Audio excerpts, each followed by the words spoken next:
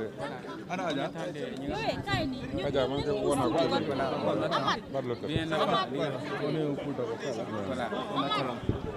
Ana Adja.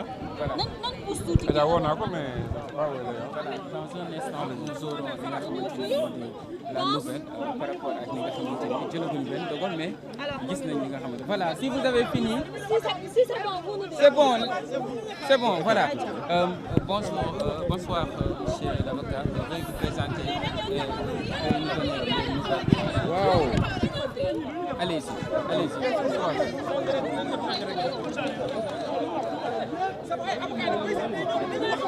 S'il vous plaît, allez-y.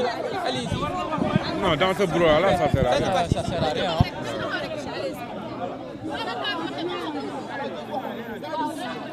Non, ces avocats d'abord. Donc,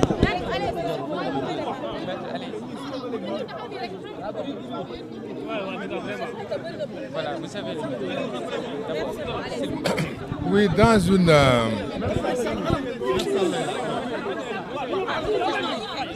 Voilà, on attend jusqu'à présent pour ki nga xamante ni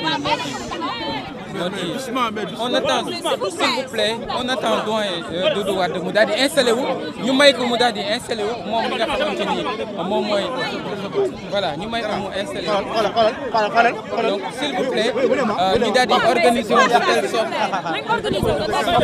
ñu xaarandi encore organiser pour li nga xamante ni waaw mais en arrière leen balaa ñu yàq ñu ñëpp la ci perte ñu xaarandi encore une fois s'il vous plaît ñu daal di xaarandi non s'il vous plaît on attend un peu on attend un peu waaw mais mën na taxaw bàyyi leen ko bu taxaw mu wax s'il vous plaît on attend un peu d'abord ces avocats bien avant qu'ils prennent allez-y maître d'abord ces avocats wala yaa ngi ci sonn allez-y maître brièvement voilà maître ñoo ko gisandoo Oui. voilà depuis 10 heures ñi ngi doon xaarandi verdict bi ana tey ban dogal la procureur di jël alors vous savez là. Oui, nous voudrions très brièvement informer l'opinion de ce qui s'est passé. Depuis ce matin à 10 heures, Doudou Wade a été entendu à la sûreté urbaine. La première chose peut-être qu'il faudrait dire, c'est qu'il était accompagné de ses avocats. Autour de moi-même, il y avait Maître Moustapha Mbaye, Maître Babou, Maître Barreau et Maître Adi Diallo. Donc on était là avec lui depuis ce matin. La deuxième chose qu'on voudrait aussi relever pour informer l'opinion, c'est que jusqu'au moment où je vous parle, notre client Doudou Wade n'a pas encore reçu une convocation, ni de la police, ni de qui que ce soit. C'est à travers la presse qu'il a été informé et il est venu spontanément se présenter ce matin. Il a été longuement entendu et il a apporté toutes les clarifications qu'il fallait faire. Il a répondu avec précision, il a répondu avec clarté, il a répondu à toutes les questions qui lui ont été posées. Et ses réponses ont été convaincantes. Et il s'est expliqué sur les propos qu'il a tenus et qui lui étaient reprochés. C'est des propos que vous connaissez tous qui ont été tenus lors d'une émission. Il s'en est expliqué et à la suite de ces explications, on n'a jamais été aussi clair. C'est pourquoi, à la fin de son audition, on lui a signifié pour le moment de rentrer chez lui et de se mettre à la disposition de l'enquête. Étant entendu que dans une république, dans une démocratie, tous les citoyens sont à la disposition de la justice et de l'enquête. Et de ce point de vue-là, il est à leur disposition. Étant entendu également qu'aucune interdiction ne lui a été signifiée, aucune contrainte à sa liberté d'aller et de venir. Il peut aller où il veut, il peut faire ce qu'il veut. Donc pour le moment, on retient qu'il a été entendu, qu'il a répondu aux questions qui lui ont été posées et qu'il rentre tranquillement chez lui.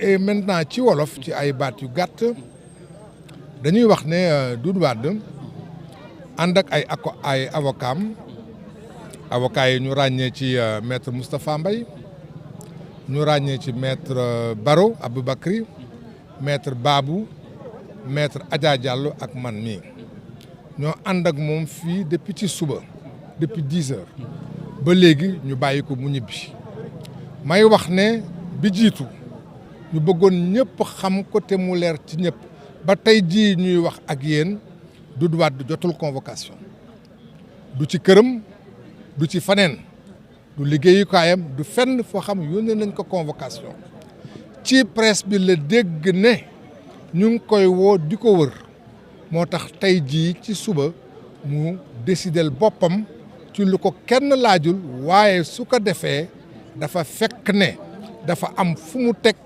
réew mi dafa am fu mu teg police dafa am fu mu teg institution yi moo tax mu ñëwal boppam di tubaab di wax spontanément ñëw ne dégg naa yéen a ngi may seet dégg naa soxla ngeen ma ñëwal naa seen bopp nga xool la ngeen may doyee ba mu ñëwee ñu laaj ko ca wax jamu waxoon ca émission bañ doon def ci benn télévision bañ ko laajee laajuñ ko laaj yëpp benn bu ci nekk ci laaj yi indi na ci tontu bu leer nañ laaj bi yàgg na toogaay bi yàgg na dootul gune waaye ànd na ci ak fulla ànd na ci ak pas-pas ba laaj bi ñu ko laaj yëpp lépp loo xam ne mënoon nañ ko indi ci leeral indi na ko ci leeral ba ñu paree mel na ni la mu leen wax doy na leen doy goo xam ne bi leer na leeraay goo xam ne bi amul lenn loo xam mën nañ ko ci yokk wala mën nañ ko ci teg wax nag su leeree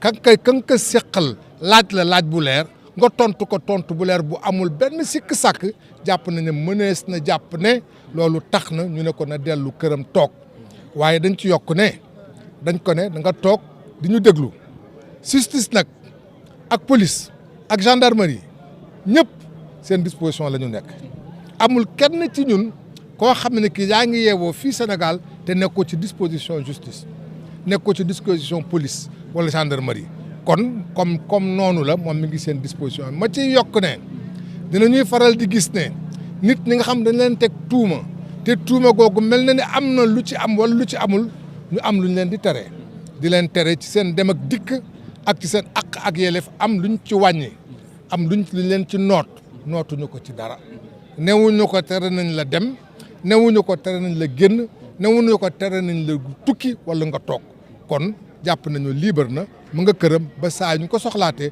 suñ ko way mu wuyu si leen merci. Voilà. benn kàddu bu gàtt rek pour d'abord gërëm avocat yi nga xam ne ñoo ànd ak man am na nekk nañu sama wéetal fekk naa fi aussi ay alkaati yoo xam ne yi ay personnel de police yoo xam ne yi ay la yéwén aw ma lu ma leen sikkee entretien bu guddi nii nag 11h ba léegi yenn saa yi dina am ay kaddu yu juuyaloo te kaddu bu nekk di nga ko replacer pour tegaat seet diñ la wax lan la ak par rapport ak li nga def maa ngi gërëm personnel de police bi ma fi nekk bi ma fi fekk